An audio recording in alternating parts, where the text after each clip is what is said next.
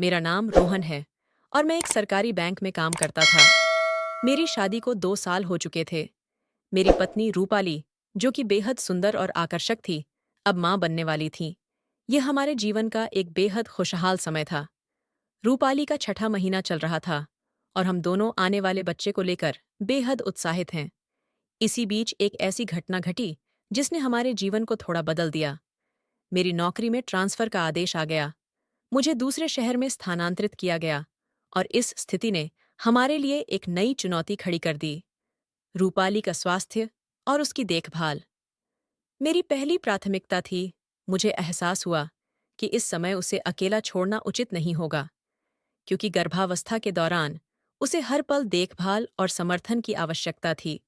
इस समस्या का समाधान खोजने के लिए मैंने रूपाली के माता पिता को बुलवाया। मैंने उन्हें पूरी स्थिति विस्तार से समझाया और उन्हें यह बताया कि मेरी ट्रांसफर उस शहर में हो गई है जहां फिलहाल मैं रूपाली की उचित देखभाल नहीं कर पाऊंगा। मैंने उनसे अनुरोध किया कि वे रूपाली को अपने साथ ले जाएं, ताकि वह अपने मायके में अपनी मां के सानिध्य में सुरक्षित और आराम से रह सकें। रूपाली के माता पिता ने मेरी बात को समझा और हमारी स्थिति को समझते हुए तुरंत सहमति दे दी। उन्होंने रूपाली को अपने घर ले जाने का निर्णय लिया, ताकि वह गर्भावस्था के इस महत्वपूर्ण समय में बिना किसी परेशानी के रह सके। इस निर्णय ने मुझे थोड़ी राहत दी, क्योंकि मुझे यकीन था कि मेरी पत्नी अपने परिवार के बीच सुरक्षित और खुश रहेगी। जब मेरी पत्नी रूपाली मायके चली गई, तो मेरे लिए घर में अकेले रहना एक नई चुनौती बन गया। अब मुझे खुद से खाना बनाना, घरेलू काम करना और घर की सारी जिम्मेदारियां संभाली थीं, क्योंकि मेरी नौकरी काफी व्यस्त थी। मैं इन सब कामों को लेकर थोड़ा चिंतित था। हालांकि मेरी नौकरी में हाल ही में प्रमोशन हुआ था और मेरी सैलरी भी बढ़ गई थी। इस वजह से मैंने सोचा कि अब बेहतर जीवन के लिए एक नए फ्लैट में शिफ्ट करना सही रहेगा। मैंने अपने लिए एक नया और आरामदायक फ्लैट चुना और वहां रहने लगा। जिस शहर में मेरी ट्रांसफर हुई थी, वहां मेरी मामी और उनकी बेटी भी रहती थीं। कुछ समय पहले मेरे मामा का एक दुर्घटना में निधन हो गया था और इस वजह से मेरी मामी और उनकी बेटी अकेले रह रही थीं। जब मामी को पता चला कि मेरी ट्रांसफर उनके शहर में हुई है, तो एक दिन वे मुझसे मिलने मेरे फ्लैट पर आई। जब मामी आई, तो उन्होंने बड़ी उत्सुकता से मुझसे पूछा, रोहन, तुम्हारी पत्नी कहाँ है? वह तुम्हारे साथ क्यों नहीं आई? मैंने उन्हें स्थिति समझाते हुए बताया, मामी, रूपाली का छठा महीना चल रहा है और इस हालत में उसे अकेला छोड़ना सही नहीं था। इसीलिए मैंने उसे मायके भेज दिया है, जहां उसके माँ बाप उसकी ठीक से देखभाल कर सकें। मामी ने मेरी बात ध्यान से सुनी और फिर मुस्कुराते हुए बोली, रोहन, अब तुम अकेले हो तो घर का काम और खाना बनाना तुम्हारे लिए मुश्किल होगा। मैंने सोचा कि काम का दबाव पहले से ही बहुत ज्यादा है और अगर घरेलू काम खुद करने लगूं तो मुश्किलें और बढ़ जाएंगी। इसलिए मैंने मामी से कहा, मामी, मैं सोचा हूं कि कोई काम वाली रख लूं। इससे मुझे घर के काम करने में आसानी होगी। मामी ने तुरंत जवाब दिया, रोहन, काम वाली रखने के लिए परेशान होने की जरूरत नहीं है। जब तक तुम्हारी पत्नी वापस नहीं आती, मैं तुम्हारी मदद कर दूंगी। तुम्हें किसी काम वाली की जरूरत नहीं होगी। मामी के इस प्रस्ताव को सुनकर मैं थोड़ा राहत महसूस करने लगा। मैंने मन ही मन सोचा कि अगर मामी मेरी मदद करेंगी, तो मुझे अपने काम और घरेलू जिम्मेदारियों के बीच तालमेल बिठाने में आसानी होगी। साथ ही मैंने तय किया कि मामी को उनके समय और मेहनत के लिए कुछ पैसे दे दूंगा, ताकि उन्हें भी यह महसूस हो कि उनकी मदद का मैं सम्मान करता हूँ। अगले दिन जब मैं सुबह ऑफिस जाने की तैयारी कर रहा था, मेरी मामी ने मुझे एक खबर दी। उन्होंने बताया, रोहन, मुझे कुछ दिनों के लिए अपनी माँ के पास जाना होगा। वह बीमार हैं और उन्हें मेरी देखभाल की जरूरत है। मैं चाहती थी कि मैं तुम्हारी मदद कर सकूं, लेकिन फिलहाल मुझे जाना पड़ेगा। मैंने उनकी मजबूरी को समझा और कहा, मामी, आप बिल्कुल चिंता मत कीजिए। परिवार की देखभाल सबसे पहले है। मैं यहाँ मैनेज कर लूंगा। मामी ने थोड़ी राहत की सांस लेते हुए कहा, रोहन, तुम्हें घर और काम के बीच परेशानी न हो, इसलिए मैंने अंकिता को तुम्हारी मदद के लिए भेजने का फैसला किया है। वह तुम्हारे लिए खाना बनाएगी और घर के कामों में मदद करेगी। अंकिता मेरे मामा के गुजर जाने के बाद से अपनी माँ के साथ ही रहती थी। मैंने मामी के प्रस्ताव को सहर्ष स्वीकार करते हुए कहा, ठीक है मामी, इससे मुझे भी काफी राहत मिलेगी। उस दिन रविवार था और मैं घर पर ही आराम कर रहा था। सुबह देर तक सोने के बाद मैंने अपने लिए चाय बनाई और अपने फ्लैट में कुछ काम निपटाने लगा। दोपहर के करीब अचानक दरवाजे की घंटी बजी। मैं सोचने लगा कि इस वक्त कौन हो सकता है। दरवाजे की ओर बढ़ते हुए मैंने जैसे ही दरवाजा खोला तो मेरी आंखें कुछ पल के लिए खुली कि खुली रह गई। सामने खड़ी लड़की बेहद खूबसूरत और आकर्षक थी। उसकी आंखों में मासूमियत और चेहरे पर एक प्यारी सी मुस्कान थी।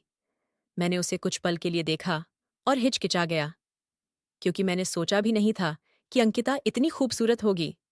वह हल्की सी मुस्कान के साथ बोली, रोहन, भैया मैं अंकिता हूँ। मेरी माँ ने मुझे यहाँ भेजा है ताकि मैं आपकी मदद कर सकूं। उसकी आवाज में एक सहजता और आत्मविश्वास था। मैं जल्दी से अपने होश में आया और मुस्कुराते हुए जवाब दिया, अंकिता अंदर आओ। अच्छा हुआ तुम आ गई। तुम्हारी माँ ने बताया था कि तुम आने वाली हो। अंकिता ने अंदर आते हुए कहा, माँ ने कहा था कि आपको घर और ऑफिस के काम में दिक्कत हो रही है, तो मैं आपकी मदद करूंगी। मैंने उसे बैठने के लिए कहा और चाय का ऑफर किया। उसने मुस्कुराते हुए कहा, नहीं भैया, पहले मुझे बताइए कि आपको खाने में क्या पसंद है। मैं आपकी पसंद का खाना बनाऊंगी। उसकी बात सुनकर मैं मुस्कुराया और महसूस किया कि उसके आने से मेरा घर का माहौल थोड़ा बदलने वाला है। मैंने और कुछ नहीं कहा। अंकिता ने घर का काम करना शुरू कर दिया। वह बड़े सहज और आत्मविश्वास से सारे काम निपटा रही थी। मैं उसे चुपचाप देखता रहा। उसकी हर एक हरकत में एक अलग ही आकर्षण था। उसका रूप और व्यक्तित्व इतना प्रभावशाली था कि मैं अपनी नजरें उस पर से हटा ही नहीं पा रहा था। मुझे लगने लगा कि मैंने अपनी पत्नी रूपाली से भी ज्यादा खूबसूरत लड़की शायद कभी नहीं देखी। ये ख्याल मेरे दिमाग में बार बार आ रहा था और मैं खुद पर थोड़ा हैरान था। मैं सोचने लगा, इतनी खूबसूरत लड़की और फिर भी उसे यहाँ मेरे लिए काम करना पड़ रहा है। मुझे इस बात पर भी गुस्सा आ रहा था कि मामी ने अंकिता को इस तरह से काम करने के लिए भेज दिया। अंकिता ने हल्के और आरामदायक कपड़े पहने थे, जो शायद घर में काम करने के लिए सही थे। लेकिन मेरे मन में ख्याल आया कि क्या कोई माँ अपनी बेटी को ऐसे कपड़े पहनने देती है। इसके अलावा ने यह भी सोचने लगा कि अंकिता की उम्र शादी के लायक हो गई है, लेकिन मामी ने अब तक उसकी शादी क्यों नहीं कि यह सवाल मेरे मन में बार बार उठ रहा था। और आखिरकार मैंने उससे सीधे पूछने का फैसला किया। जब अंकिता किचन में काम कर रही थी तो मैंने धीरे से पूछा, अंकिता, तुमने अभी तक शादी क्यों नहीं? कि उसने थोड़ा रुककर मेरी ओर देखा और उसके चेहरे पर हल्की उदासी झलकने लगी। वह बोली, रोहन भैया, पापा की मौत के बाद से माँ के ऊपर घर की सारी जिम्मेदारी आ गई। उन्होंने अकेले ही सब संभाला है। इस बीच मेरी शादी के बारे में सोचने का समय और हालात दोनों ही नहीं थे। उसकी आवाज में एक गहराई और दर्द तथा यह सुनकर मुझे महसूस हुआ कि अंकिता के जीवन में कितनी कठिनाई आई होंगी। मैंने उसे समझाते हुए कहा, यह सच है कि मामी ने अकेले काफी कुछ संभाला है, लेकिन अंकिता, तुम इतनी खूबसूरत और समझदार हो। तुम्हारे लिए कोई भी अच्छा रिश्ता आसानी से आ सकता है। मामी को तुम्हारे भविष्य के बारे में भी सोचना चाहिए। अंकिता ने हल्की सी मुस्कान के साथ जवाब दिया, माँ ने मेरी शादी के बारे में सोचा जरूर है, लेकिन अभी तक ऐसा कोई नहीं मिला जिसे माँ और मैं दोनों स्वीकार कर सकें। उसकी बात सुनकर मुझे उसकी स्थिति और अधिक समझ में आने लगी। मैंने महसूस किया कि अंकिता सिर्फ खूबसूरत ही नहीं थी, बल्कि अपने परिवार के प्रति बेहद जिम्मेदार और समर्पित भी थी। अब अंकिता रोजाना मेरे घर आने लगी। शुरुआत में वह अपने काम में पूरी तरह व्यस्त रहती थी और अपने दायित्व को बड़ी ही ईमानदारी और लगन से निभा रही थी। लेकिन कुछ दिनों के बाद मैंने महसूस किया कि अंकिता के व्यवहार में धीरे धीरे बदलाव आने लगा है। वह अब अपने काम को बहुत ध्यान और परिश्रम से करने लगी थी, हर छोटी से छोटी बात का ख्याल रखती और मेरे लिए हर चीज को बिल्कुल परफेक्ट बनाने की कोशिश करती।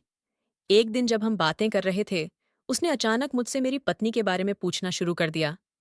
उसने मेरी पत्नी की आदतों, पसंद नापसंद और हमारे रिश्ते के बारे में विस्तार से जानना चाहा। यह सब देखकर थोड़ा हैरान था, लेकिन मैंने उसे सब कुछ बता दिया। मैंने सोचा शायद वह सामान्य जिज्ञासा के तहत पूछ रही है। मैंने उसे बताया कि मेरी पत्नी कुछ महीनों तक यहाँ नहीं आएगी, तो उसने बड़ी उत्सुकता और खुशी से प्रतिक्रिया दी। उसकी खुशी ने मुझे थोड़ा असहज कर दिया। मैंने सोचा कि यह एक सामान्य प्रतिक्रिया हो सकती है, लेकिन धीरे धीरे उसकी हरकतें और ज्यादा अजीब लगने लगीं। अब अंकिता मेरे लिए हर रोज अलग अलग प्रकार के स्वादिष्ट पकवान बनाने लगी। वह हर बार कुछ नया बनाने की कोशिश करती और यह सुनिश्चित करती कि वह मेरी पसंद का हो। शुरुआत मैंने सोचा कि यह उसका काम है और वह इसे जिम्मेदारी के साथ निभा रही हैं, लेकिन फिर मैंने देखा कि वह सिर्फ खाना बनाने तक सीमित नहीं थी। उसने मेरी पसंद के कपड़े पहनना भी शुरू कर दिया। मुझे यह देखकर अजीब लगने लगा।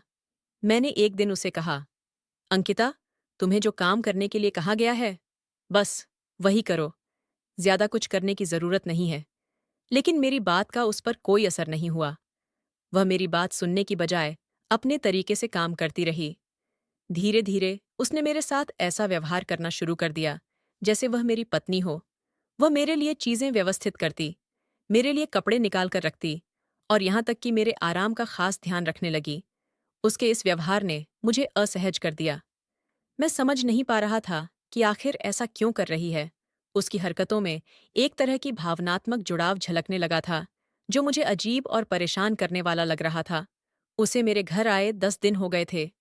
मैंने पूछा, अंकिता, मामी कब आएंगी? तो उसने कहा, रोहन दादी की तबीयत अभी ठीक नहीं है, इसलिए माँ अभी कुछ दिन गांव में रहेंगी। उसका यह कहना मुझे सही लगा और मैंने कहा, ठीक है। अब अंकिता के पहनावे में भी एक बड़ा बदलाव आने लगा था। वो साड़ी पहनने लगी थी। साड़ी में उसका रूप और भी निखर जाता था। अब किसी फिल्म की हीरोइन जैसी लगती थी, उसकी चाल ढाल, उसकी मुस्कान। और साड़ी में उसकी खूबसूरती ने जैसे पूरे माहौल को बदल दिया था। वह अपने बालों में गजरा भी लगाने लगी थी। गजरे की मीठी खुशबू पूरे घर में फैल जाती और जब मेरे पास से गुजरती तो वह खुशबू मेरे मन को मोह लेती। हर बार जब मैं उसे साड़ी में देखता तो अचानक ही मेरी पत्नी की यादें मेरे मन में उभरने लगतीं। मुझे ऐसा लगने लगा कि अंकिता जानबूझकर मेरी पत्नी की तरह बनने की कोशिश कर रही थी। उसने मेरी पत्नी के बारे में मुझसे जो कुछ सुना था, पर शायद उसी के आधार पर खुद को ढालने की कोशिश कर रही थी। उसकी हरकतें और पहनावा धीरे धीरे इस ओर इशारा कर रहे थे। जब भी मैं अंकिता को इस रूप में देखता तो मेरी पत्नी की बहुत याद आती। एक अजीब सी उलझन मेरे मन में पैदा हो जाती। मुझे ऐसा लगता कि मैं उसे गले लगाऊं और उस पल को अपने साथ बांध लूं। अंकिता का यह बदलता व्यवहार और अंदाज मुझे और भी उलझन में डाल रहा था। वह कभी मेरी पत्नी की तरह पेश आती तो कभी पूरी तरह से अलग रूप में दिखती। मैं समझ नहीं पा रहा था कि वह ऐसा क्यों कर रही है और उसके इन बदलावों के पीछे उसकी क्या मंशा हो सकती है। अब मैंने उसे कहा, आगे से तुम फुल ड्रेस पहनना, शॉर्ट ड्रेस मत पहनना, क्योंकि उस ड्रेस में तुम्हें देखकर मुझे अजीब लगता है। एक तो घर में अकेला पुरुष हूं और अंकिता जवान और खूबसूरत है। अगर मेरे सामने कोई खूबसूरत लड़की बार बार शॉर्ट ड्रेस में आ रही हो तो कोई भी पुरुष आकर्षित हो सकता है। लेकिन अंकिता एक महिला होते हुए भी बिल्कुल भी शर्माती नहीं थी। फिर एक दिन ऐसा कुछ हुआ जिसने मेरे पूरे जीवन को हिलाकर रख दिया। यह घटना इतनी अप्रत्याशित थी कि मुझे यकीन नहीं हो रहा था कि यह सब मेरे साथ हो रहा है।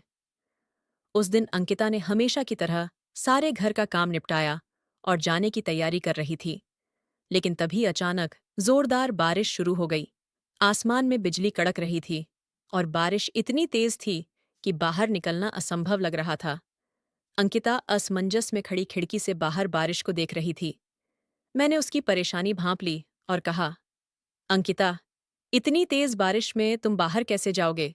मामी भी गांव गई हुई है और तुम्हारे घर पर कोई नहीं है। आज रात यहीं ठहर जाओ। सुबह जब बारिश रुक जाएगी तब चली जाना। पहले तो वह थोड़ा झिझकी, लेकिन फिर उसने मेरी बात मान ली। वह बोली, ठीक है रोहन भैया, अगर आपको कोई दिक्कत न हो तो मैं आज रात यहीं रुक जाती हो। अंकिता ने उस रात के लिए खाना बनाया और हम दोनों ने साथ बैठकर खाना खाया। ये पहली बार था जब हमने एक साथ इतनी सहजता से समय बिताया। खाना खाने के बाद मैं अपने कमरे में चला गया और टीवी देखने लगा। मैंने अंकिता से कहा, तुम हॉल में सोफे पर सो जाओ, वहीं तुम्हारे लिए आरामदायक रहेगा। अंकिता दिन भर के काम की वजह से बहुत थकी हुई थी। उसने कुछ देर तक इधर उधर की चीजें ठीक की और फिर सोफे पर लेट गई। थकावट के कारण वह कुछ ही देर में गहरी नींद में चली गई। मैं अपने कमरे में टीवी देखता रहा। रात के लगभग 12 बज गए थे। अचानक मुझे प्यास लगी तो मैं पानी पीने के लिए किचन में गया। किचन से लौटते वक्त मेरी नज़र अंकिता पर पड़ी। वो सोफे पर गहरी नींद में थी और रात की मंद रोशनी में उसका चेहरा बहुत ही शांत और खूबसूरत लग रहा था। उसके खुले बाल उसके गालों पर गिर रहे थे और खिड़की से आती ठंडी हवा उनके साथ अटखेलियां कर रही थी। वह नींद में बार बार अपने बालों को सहेजने की कोशिश कर रही थी, लेकिन बाल फिर से उसके चेहरे पर आ जाते। उसकी छोटी सी बेचैनी और मासूमियत मुझे अंदर तक छू गई। जब मैंने उसे सोते हुए देखा तो मैं उसकी ओर और आकर्षित होने लगा। धीरे धीरे मैं उसके पास पहुंच गया और नीचे बैठ गया। मैंने उसके गाल पर पड़े बालों को सहेजने के लिए हाथ बढ़ाया। तभी अचानक बिजली चमकी और अंकिता डर कर मुझे मजबूती से गले लगा लिया। अंकिता नींद में थी, लेकिन मेरा स्पर्श पाकर वह पूरी तरह जाग गई। उसका यह स्पर्श मुझे बहुत अच्छा लग रहा था और मैंने भी उसे गले लगा लिया। वह और भी ज्यादा मुझसे चिपक गई। हमने एक दूसरे के गले लगकर खुद को भूलना शुरू कर दिया था। कुछ समय बाद बारिश रुक गई और हम दोनों एक दूसरे की बाहों में ही सो गए। अगली सुबह मेरी आंख खुली और मुझे समझ में नहीं आ रहा था कि इस स्थिति में मुझे क्या करना चाहिए। मैंने जल्दी से अंकिता को पास से हटा दिया और अपने कमरे में चला गया। मेरे दिमाग में मेरी पत्नी का चेहरा घूम रहा था। अगर उसे ये सब पता चला तो वह मुझे तलाक दे देगी और मुझे अपने आने वाले बच्चे का भी खोने का डर था। मैं बार बार सोच रहा था कि अगर हमारे परिवार वालों को यह पता चला तो वे मेरे बारे में क्या सोचेंगे। उनकी नज़रों में मेरा सम्मान क्या रह पाएगा। इन विचारों ने मेरा सिर भारी कर दिया था। मैं पूरी तरह से उलझा हुआ था और मेरे मन में एक अजीब सा बोझ महसूस हो रहा था। तभी अचानक मेरे कमरे का दरवाज़ा हल्के से खुला। मैंने देखा, अंकिता अंदर आ रही थी। वह नहा चुकी थी और उसके चेहरे पर हल्की सी शर्मिंदगी और गंभीरता का भाव था। उसने धीरे से सिर झुकाया और कहा, रोहन, रात को जो कुछ भी हुआ, मैं उसे कभी भूल नहीं सकती। उसकी यह बात सुनकर मैं हैरान रह गया। मेरे मन में अपराध बोध जाग गया और मैंने तुरंत कहा, अंकिता, मुझे माफ कर, तो शायद मुझसे कोई गलती हुई हो। लेकिन अंकिता ने मेरी बात बीच में ही काट दी और कहा, रुको रोहन, तुम्हें माफी मांगने की कोई जरूरत नहीं है। गलती तुम्हारी नहीं, मेरी थी। ये सुनकर मैं और भी हैरान हो गया। अंकिता ने अपनी बात जारी रखते हुए कहा, जब से मैं तुम्हारे घर आई हूं, मैंने देखा है कि तुमने मुझे कभी गलत नजरों से नहीं देखा और यही बात मुझे तुम्हारे बारे में सबसे ज्यादा पसंद आई। उसने कहा, तुमने मुझे शॉर्ट ड्रेस पहनने से मना किया और फुल ड्रेस पहनने के लिए कहा। ये काम मेरी माँ को करना चाहिए था, लेकिन तुमने किया। तुम्हारा ये व्यवहार बताता है कि तुम कितने अच्छे और ईमानदार इंसान हो। अंकिता थोड़ी रुककर फिर बोली, रोहन, मैं तुम्हारे साथ एक ही घर में थी। मैं तुम्हारी मामी की बेटी हो और फिर भी तुमने कभी मेरा फायदा उठाने की कोशिश नहीं की। लेकिन मैं तुम्हारी पत्नी की किस्मत से जलने लगी थी। उसकी यह बात सुनकर मैं चौंक गया। उसने गहरी सांस लेते हुए कहा, मुझे तुम्हारी पत्नी की किस्मत से जलन हो रही थी, क्योंकि तुम्हारे जैसा ईमानदार और समझदार पति उसे मिला है। इसीलिए मैंने तुम्हारी पत्नी के बारे में सब कुछ जानने की कोशिश की और उसी की तरह व्यवहार करने लगी। अंकिता ने अपनी बात को और स्पष्ट करते हुए कहा, मैंने साड़ी पहनना शुरू किया, गजरा लगाया, ये सब तुम्हें आकर्षित करने के लिए किया, लेकिन फिर भी तुमने मेरी ओर ध्यान नहीं दिया। तुमने हर बार अपनी सीमाएं बनाए रखीं। उसके चेहरे पर हल्की सी मुस्कान और आंखों में ईमानदारी थी। उसने कहा, सच कहूं रोहन, मैंने आज तक तुम्हारे जैसा ईमानदार आदमी नहीं देखा। तुमने मुझे यह सिखाया कि सच्चे इंसान वही होते हैं जो हर स्थिति में अपने चरित्र को बनाए रखते हैं। अंकिता की सारी बातें सुनने के बाद मैं गहरी चुप्पी में डूब गया। उसके शब्दों ने मेरे मन में कई भावनाएं जगा दी थीं, पछतावा, अपराध बोध और एक नई समझ। लेकिन मेरे दिल और दिमाग में एक बात स्पष्ट थी कि यह सब खत्म होना चाहिए। कुछ समय बाद मैंने धीरे से कहा, अंकिता, मुझे माफ कर दो। जो कुछ भी हुआ वह मेरी गलती थी, लेकिन अब मैं चाहता हूं कि तुम इसे भूल जाओ और अपनी जिंदगी में आगे बढ़ो। मैं तुम्हारी मदद के लिए जितना चाहो पैसे देने को तैयार हूं, लेकिन कल से तुम मेरे घर मत आना। मेरी यह बात सुनकर अंकिता ने सिर उठाया और मेरी ओर देखा। उसकी आंखों में कोई गुस्सा या नाराजगी नहीं थी। उसने शांति से जवाब दिया, रोहन, मुझे पैसे की कोई जरूरत नहीं है। जो कुछ भी हुआ वो सिर्फ हमारे बीच रहेगा। मैं तुम्हारी पत्नी को इस बारे में कभी कुछ नहीं बताऊंगी। तुम्हें इस बात की चिंता करने की जरूरत नहीं है। मैं तुम्हारे परिवार को बर्बाद नहीं होने दूंगी। जो हुआ उसके लिए मैं भी उतनी ही जिम्मेदार जितने तुम। लेकिन यह सब अब यहीं खत्म होना चाहिए। तुम निश्चिंत रहो रोहन। यह कहते हुए अंकिता उठी और धीरे धीरे अपने घर चली गई। मैं उसे जाते हुए देखता रहा, लेकिन उसके कदमों में अब कोई झिझक नहीं थी। उस दिन के बाद उसने मेरे घर आना बंद कर दिया। मेरे जीवन में जैसे एक खालीपन आ गया था। कुछ दिन ऐसे ही बीत गए। फिर एक दिन अचानक मेरे फोन की घंटी बजी। मैंने फोन उठाया तो दूसरी तरफ मेरी पत्नी थी। उसकी आवाज में खुशी झलक रही थी। उसने कहा, रोहन, तुम पिता बन गए हो। यह सुनते ही मेरी आंखें खुशी से भर आईं। मैं उस पल अपने सारे दुख और पछतावे को भूल गया। कुछ ही दिनों बाद मेरी पत्नी घर वापस आ गई। अब मैं अपनी पत्नी और बेटे के साथ एक खुशहाल जीवन जीने लगा। एक दिन की बात है, मैं अपने घर के कामों में व्यस्त था कि अचानक दरवाजे की घंटी बजी। मैंने सोचा शायद कोई डिलीवरी या पड़ोसी होगा। मैंने दरवाज़ा खोला तो देखा दरवाजे के बाहर एक गिफ्ट रखा हुआ था।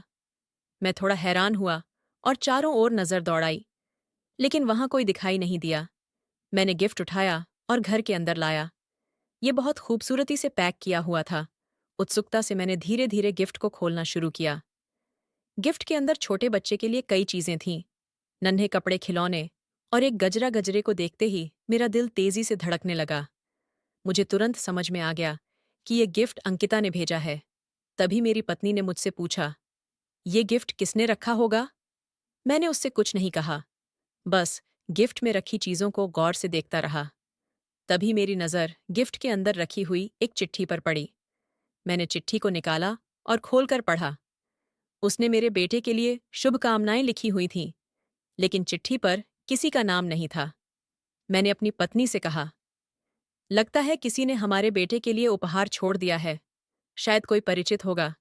मेरी पत्नी ने इसे सामान्य बात समझकर सिर हिलाया और कुछ और बोलने ही वाली थी कि तभी हमारा बच्चा रोने लगा। उसका ध्यान तुरंत बच्चे की ओर चला गया और वह बाकी सब कुछ भूल गई। उस दिन के बाद अंकिता मुझे फिर कभी नहीं दिखाई दी। उसने जो वादा किया था उसे पूरी तरह निभाया। वह हमारे जीवन से इस तरह चली गई जैसे वह कभी इसमें आई ही नहीं थी। हम पति पत्नी अब अपने बेटे के साथ खुशहाल जीवन बिता रहे हैं। अंकिता का गिफ्ट और वह चिट्ठी मेरे लिए एक ऐसी याद बन गई है जो मुझे हमेशा यह सिखाती है कि सही निर्णय और त्याग से रिश्तों में संतुलन बनाए रखा जा सकता है। दोस्तों, अगर आपको कहानी पसंद आई तो वीडियो को लाइक करो, कमेंट करो और चैनल को सब्सक्राइब करना ना भूलना।